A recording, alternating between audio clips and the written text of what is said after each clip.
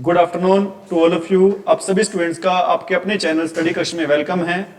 सभी बच्चे अपने चैनल को शेयर करें, सपोर्ट करें, क्लास को पूरी देखा करें। आज अपनी मॉक टेस्ट है, मॉक टेस्ट सीरीज को कंटिन्यू कर रहे हैं। आज का मॉक टेस्ट है जो हमारा सीईटी जो प्री पेपर हुआ था ना पहले, उसका रहेगा। अभी ये पेपर हुआ था अपना, कब हुआ था? 6/11/2022 को हुआ था। ठीक है, बिना टाइम वेस्ट किए क्लास स्टार्ट करें। और मैं बार बार बच्चों से गुजारिश कर रहा हूं भी क्लास को जितना हो सके उतना देखो भी, ताकि अपना चैनल जल्दी से देखा हो जाए भी, मोनेटाइज हो जाए भी। ठीक है, तो आज का क्वेश्चन स्टार्ट कर रहे हैं बिना टाइम वेस्ट किए। हरियाणा राज्य की राजधानी है वो कौन सी है भी? हर बच्चे को पता है हरियाणा राज्य की राजधानी कौन सी रहेगी? चंडीगढ़। हरियाणा राज्य की राजधानी कौन सी रहेगी? चंडीगढ़। और चंडीगढ़ के जो डिजाइन करता रहेंगे वो कौन रहेंगे? ली कार्बोजियर। चंडीगढ़ के, मैं यहां पे लिख देता हूं, चंडीगढ़ के डिजाइन करता रहेंगे वो कौन रहेंगे? चंडीगढ़ के डिजाइन करता रहेंगे ली कार्बोजियर। करता रहेंगे ली कार्बोजियर, जो कि कहां के निवासी थे? ली कार्बोजियर रहेंगे, ये निवासी थे कहां के? फ्रांस के निवासी थे। कहां के निवासी थे ये? फ्रांस के निवासी थे। ठीक है, और चंडीगढ़ है जो हमारे देश की राजधानी है, सॉरी देश की नहीं, हरियाणा की राजधानी है। इसकी नींव रखी गई थी, और नींव कब रखी गई थी? नींव रखी गई थी कब? 1952 में। ठीक है, चंडीगढ़ से एक और क्वेश्चन आ सकता है। उत्तर भारत का पहला पिज्जा एटीएम, उत्तर भारत का पहला पिज्जा एटीएम है वो कहां पे रहेगा? इस क्वेश्चन का आंसर भी क्या रहेगा? चंडीगढ़ ही रहेगा। ठीक है, और आपको यह भी पता होना चाहिए चंडीगढ़ है जो वो किसकी आकृति के अकॉर्डिंग बना हुआ है? क्वेश्चन आता है चंडीगढ़ किसके अनुसार बना हुआ है? ये बना हुआ है मानव आकृति के अकॉर्डिंग बना हुआ है, मानव आकृति के अकॉर्डिंग। ठीक है, और उत्तर भारत का पहला पिज्जा एटीएम भी कहां पर रहेगा? चंडीगढ़ में रहेगा। चंडीगढ़ में रहेगा। भगत सिंह एयरपोर्ट कहां पे रहेगा? भगत सिंह एयरपोर्ट भी कहां पे रहेगा? चंडीगढ़ में ही रहेगा। भगत सिंह एयरपोर्ट भी कहां पे रहेगा? चंडीगढ़ में रहेगा। सुखना झील भी कहां पे रहेगी? सुखना झील कहां पे रहेगी? चंडीगढ़ में। रॉक गार्डन कहां पे रहेगा? चंडीगढ़ में रहेगा। ठीक है, सारे question very very important question हैं। अगले क्वेश्चन पर बढ़ रहे हैं। चंडीगढ़ में बता देते हैं एक बार दोबारा। चंडीगढ़ के डिजाइन करता रहेंगे कौन रहेंगे? ली कार्बोजियर, जो कि कहां के निवासी थे? फ्रांस के निवासी थे। चंडीगढ़ की नींव रखी गई थी, कब रखी गई? 1952 में। उत्तर भारत का पहला पिज्जा एटीएम रहेगा कहां पे? चंडीगढ़ में। भगत सिंह एयरपोर्ट भी रहेगा चंडीगढ़ में। सुखना झील रहेगी चंडीगढ़ में। रॉक गार्डन भी कहां पे रहेगा? चंडीगढ़ में रहेगा। अगला क्वेश्चन क्या रहेगा हमारा? नर नारायण गुफा है, ये कहां की रहेगी? कहां पर है ये? नर नारायण गुफा रहेगी कहां पे? यमुनानगर में। नर नारायण गुफा कहां पे रहेगी? यमुनानगर में रहेगी। यमुनानगर को किस नाम से जानते हैं? Paper city. यमुनानगर को जानते हैं किस नाम से? जानते हैं पेपर सिटी जानते हैं। और किस नाम से जानते हैं? टिम्बर सिटी के नाम से जानते हैं। यमुनानगर को पेपर सिटी एवं टिम्बर सिटी के नाम से हम जानते हैं। ठीक है, और भिवानी को किस नाम से जानते हैं? छोटी काशी। भिवानी को जानते हैं हम किस नाम से? छोटी काशी। या फिर बॉक्सिंग का पावर हाउस, बॉक्सिंग का पावर हाउस भी किसको कहते हैं? भिवानी को ही कहते हैं। कुरुक्षेत्र को कहते हैं, क्या कहते हैं कुरुक्षेत्र को? धर्म नगरी। कुरुक्षेत्र को क्या कहते हैं? धर्म नगरी। पीछे क्वेश्चन आया हुआ था, बताओ गीता के पहले श्लोक में, गीता के पहले श्लोक में कुरुक्षेत्र को क्या नाम दिया गया है? गीता के पहले श्लोक में कुरुक्षेत्र को किस नाम से बुलाया गया है? गीता के पहले श्लोक में कुरुक्षेत्र को बुलाया गया है किस नाम से? धर्म नगरी के नाम से बुलाया गया है। गीता के पहले श्लोक में कुरुक्षेत्र को किस नाम से बुलाया गया है? धर्म नगरी। सोनीपत को क्या कहते हैं? स्वर्णप्रस्थ कहते हैं, साई की नगरी कहते हैं। और क्या कहते हैं सोनीपत को?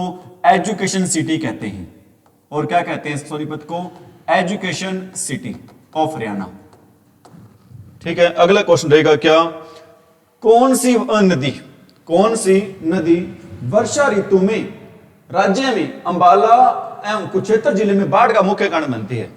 कौन सी ऋतु वर्षा ऋतु में अंबाला एवं कुरुक्षेत्र जिले में बाढ़ का कारण बनती है? ये नदी रहेगी कौन सी भी? ये नदी रहेगी अपनी कौन सी? मारकंडा। ये नदी कौन सी रहेगी अपनी? मारकंडा नदी रहेगी। मारकंडा नदी आपको पता भी, इसका प्राचीन नाम है मारकंडा नदी का, क्या नाम प्राचीन है? अरुणा। मारकंडा नदी का प्राचीन नाम क्या है? अरुणा है। क्वेश्चन ये आता है, मारकंडा नदी जो शिवालिक की पहाड़ियों से आती है, मार्कंड नदी हरियाणा के किस जिले से प्रवेश करती है? हरियाणा में किस जिले से प्रवेश करती है? प्रवेश रहेगा किस जिले से? अंबाला से। प्रवेश किस जिले से रहेगा? अंबाला से रहेगा। और मुख्य रूप से बहती है, मुख्य रूप से बहती कहां पर है ये?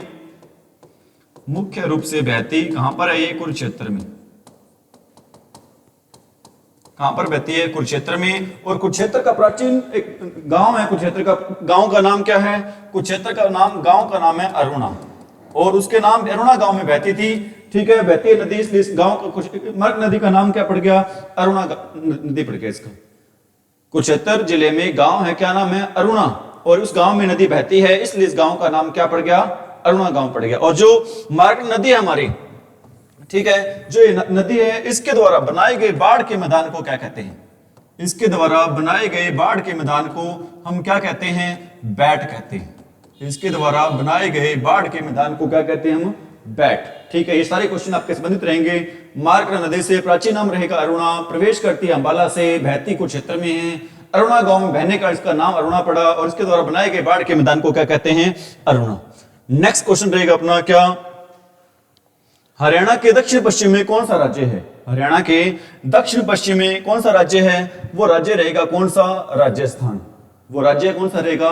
राजस्थान रहेगा। सबसे ज्यादा सीमा अगर हरियाणा किसी राज्य से लगती है, वो राज्य कौन सा रहेगा? सबसे लंबी सीमा रहेगी किससे?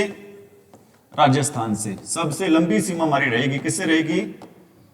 राजस्थान से। कितने किलोमीटर लंबी सीमा लगती है ये? 1262 किलोमीटर। और सबसे छोटी रहेगी किससे? सबसे छोटी सीमा लगती है किससे? लगती है उत्तराखंड से, सिर्फ 11 किलोमीटर। ठीक है, सिर्फ 11 किलोमीटर। अगला क्वेश्चन है क्या? दीनबंधु छोटूराम पावर प्लांट हरियाणा के किस जिले में है? दीनबंधु छोटूराम पावर प्लांट हरियाणा किस जिले में रहेगा? ये रहेगा कहां पर? यमुनानगर में। दीनबंधु छोटूराम पावर प्लांट हरियाणा के किस जिले में रहेगा? भी ये यमुनानगर में रहेगा। ठीक है, किस जिले में रहेगा? यमुनानगर में। शिवाजी स्टेडियम रहेगा कहां पे रहेगा? शिवाजी स्टेडियम पानीपत में रहेगा। शिवाजी स्टेडियम कहां पे रहेगा? पानीपत में। हिसार में कौन सा स्टेडियम रहेगा? शिवाजी स्टेडियम रहेगा कहां पे? पानीपत में। हिसार में स्टेडियम कौन सा रहेगा? महावीर स्टेडियम रहेगा। हिसार में कौन सा स्टेडियम रहेगा? महावीर स्टेडियम। सिरसा में कौन सा स्टेडियम रहेगा? सिरसा में रहेगा हरियाणा का सबसे बड़ा स्टेडियम। उस स्टेडियम का नाम क्या है? शाह सतनाम जी स्टेडियम। हरियाणा का सबसे बड़ा स्टेडियम, हरियाणा का सबसे बड़ा स्टेडियम कौन सा रहेगा? हरियाणा का सबसे बड़ा स्टेडियम रहेगा कौन सा? शाह सतनाम जी स्टेडियम। शाह सतनाम जी स्टेडियम रहेगा ये, जो कि हरियाणा का सबसे बड़ा स्टेडियम रहेगा। जो कि हरियाणा का सबसे बड़ा क्या रहेगा? स्टेडियम रहेगा। अगला क्वेश्चन रहेगा क्या?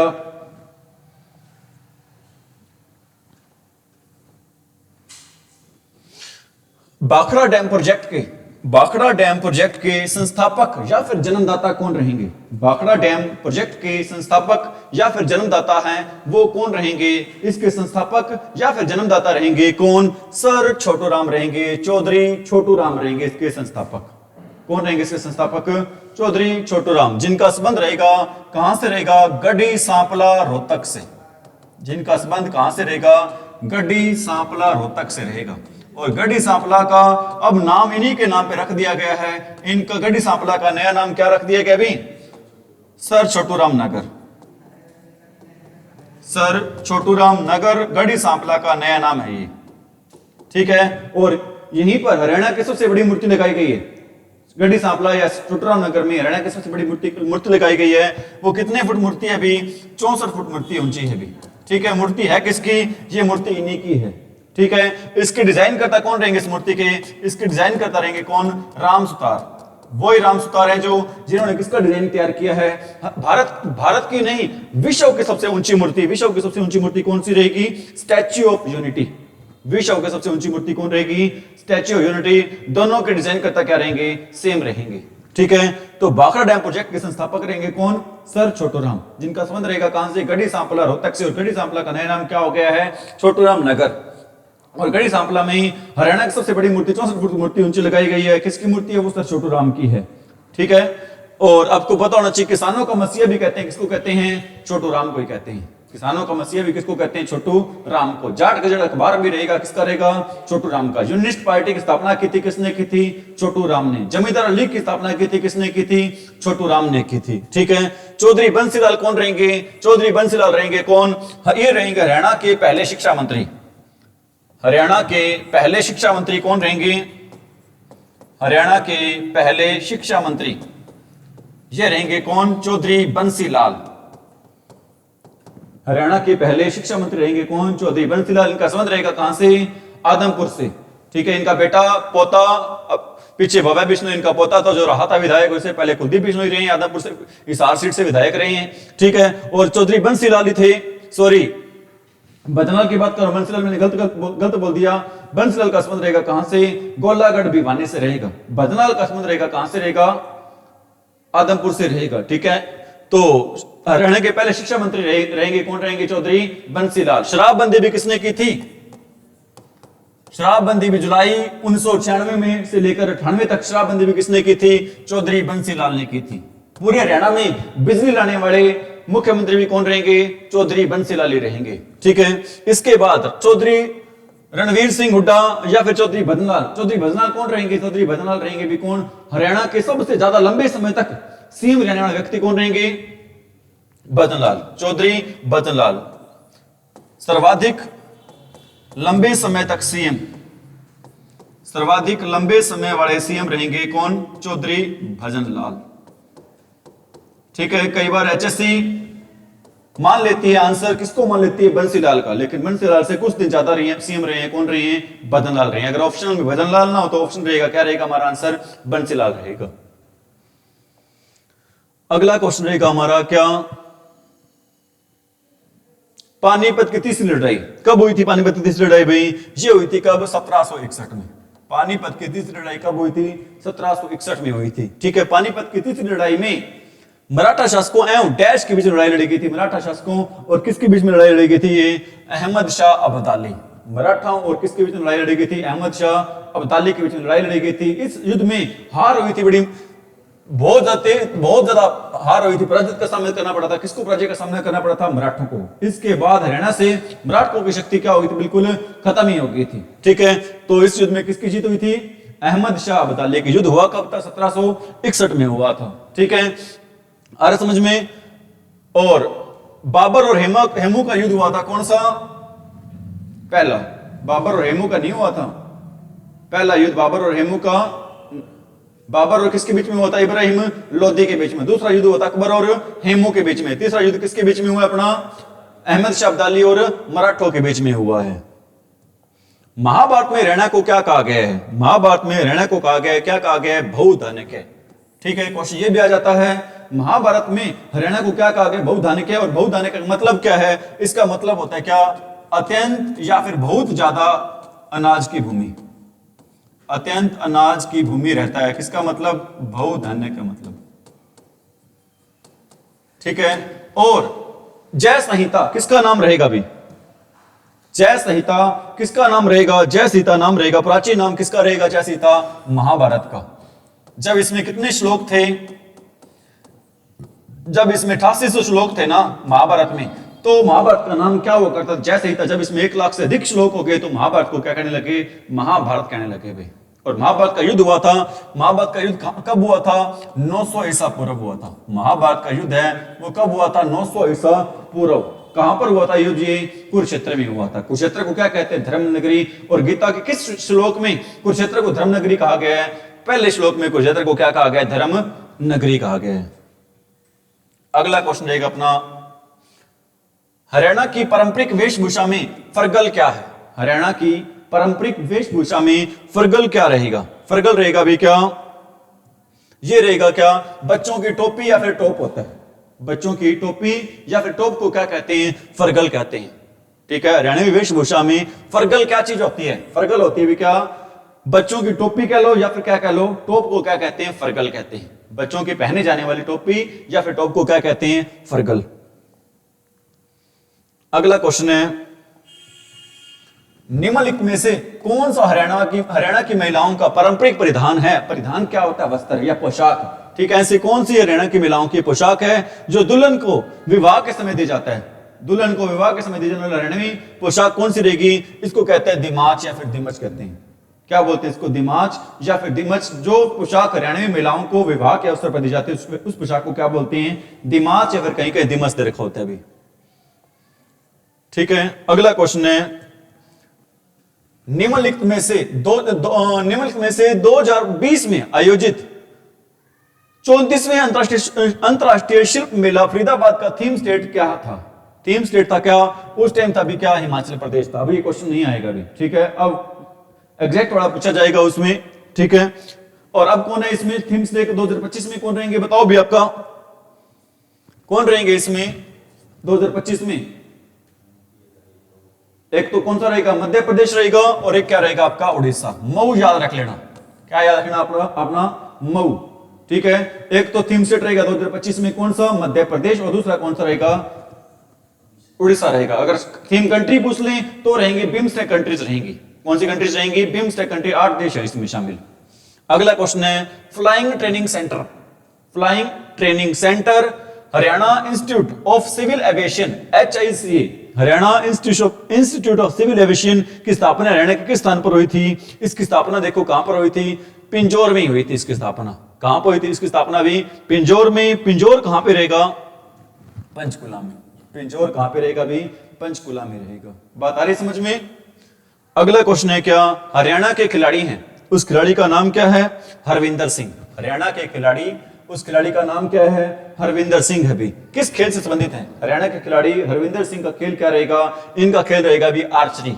अब बच्चों के माइंड में क्वेश्चन आ रहा होगा, सर ये आर्चरी क्या होता है? मैं कहूंगा आर्चरी का मतलब होता है भी क्या? निशानेबाजी।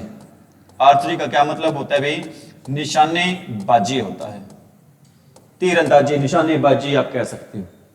ठीक है, तो इस क्वेश्चन का हरियाणा के रविंदर सिंह है, वो कौन से खेल से संबंधित रहेंगे? तीरंदाजी से कह लो, आर्चरी से कह लो, या फिर निशानेबाजी से कह सकते हो आप।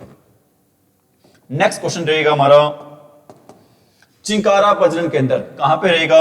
चिंकारा प्रजनन केंद्र कहां पे रहेगा? केरू भिवानी में। दो क्वेश्चन आते हैं इससे संबंधित। एक तो आता है चिंकारा प्रजनन केंद्र कहां पे रहेगा? केरू भिवानी में। एक क्वेश्चन आता है क्या? मोर व चिंकारा, मोर व चिंकारा प्रजनन केंद्र कहां पे रहेगा? ये रहेगा कहां पे? झाबुआ रेवाड़ी में। मोर व चिंकारा प्रजनन रहेगा कहां पे? झाबुआ रेवाड़ी में। और चिंकारा प्रजनन रहेगा कहां पे? केरू भिवानी में। हरियाणा में किस वर्ष को बालिका शिशु वर्ष के रूप में घोषित किया था? हरियाणा में किस वर्ष को बालिका शिशु वर्ष के रूप में घोषित किया था? वो वर्ष था कौन सा? 2006। बालिका वर्ष को हमने किस वर्ष मनाया था? अभी 2006 में मनाया था। बालिका वर्ष को हमने किस वर्ष मनाया था? 2006 में। अगला क्वेश्चन है, जटायु संरक्षण केंद्र। जटायु संरक्षण प्रजनन केंद्र, जटायु संरक्षण प्रजनन केंद्र मतलब जटायु संरक्षण प्रजनन केंद्र, इसको इंग्लिश में क्या बोलते हैं? JCBC बोल देते हैं। की स्थापना कब हुई थी? जिससे पहले गिद्ध देखभाल केंद्र के रूप में जाना जाता था। जिससे पहले किस रूप में जाना जाता था? गिद्ध देखभाल केंद्र रूप में। बताओ इसकी स्थापना कब हुई थी? 2001 में, 7 में, 11 में, या फिर 16 में? आप बताओ इसकी स्थापना कब हुई थी? इसकी स्थापना हुई थी कब? 2001 में हुई थी। कब हुई थी इसकी स्थापना? 2001 में। किस वर्ष में हरियाणा विधानसभा की सीटों की संख्या को बढ़ाकर 90 कर दिया था? पहले आपको पता है जब हरियाणा बना था 1966 में, सीटें कितनी थी? 54। कितनी सीटें थी? 54। और 67 में कितनी सीटें कर दी थी? 67 में सीटें कर दी थी 81। और 77 में कितनी सीटें कर दी थी? 90। 77 में सीटें कर दी थी कितनी? 90। हरियाणा बना था उस टाइम सीटें थी 54। फिर कितनी सीटें गई थी? 67 में 81 हो गई थी। और 77 में कितनी सीटें हो गई थी? 90। क्वेश्चन ये पूछा है 90 सीटें कब हुई थी? 90 सीटें हुई थी कब? 1977 में। और ये कह रहे हैं अब 2026 में परिसीमन होना है। इस परिसीमन में हरियाणा की सीटें हो जाएंगी, विधानसभा की सीटें कितनी हो जाएंगी? 126। ऐसा माना जा रहा है कि 2026 में परिसीमन होना है। और इस परिसीमन के तहत कितनी सीटें हो जाएंगी? 126। हमारा नेक्स्ट क्वेश्चन रहेगा, प्रशासनिक राजस्व के उद्देश्य से हरियाणा राज्य को कितने भागों में बांटा गया? आप बताओ हरियाणा में कितने प्रशासनिक मंडल हैं? हरियाणा में प्रशासनिक मंडल कितने हैं? 6। एक्चुअली में क्वेश्चन बता देता हूं, इंपॉर्टेंट क्वेश्चन है। हरियाणा में प्रशासनिक मंडल रहेंगे कितने? 6। हरियाणा में प्रशासनिक मंडल कितने रहेंगे? 6 रहेंगे।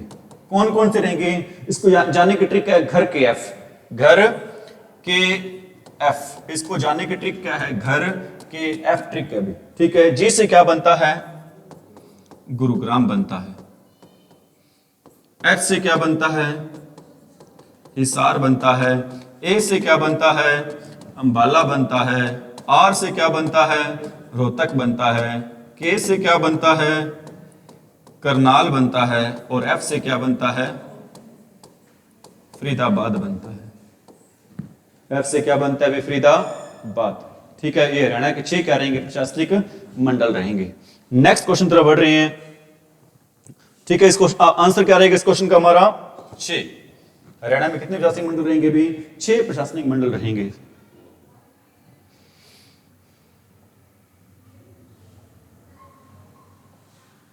अगला क्वेश्चन रहेगा क्या,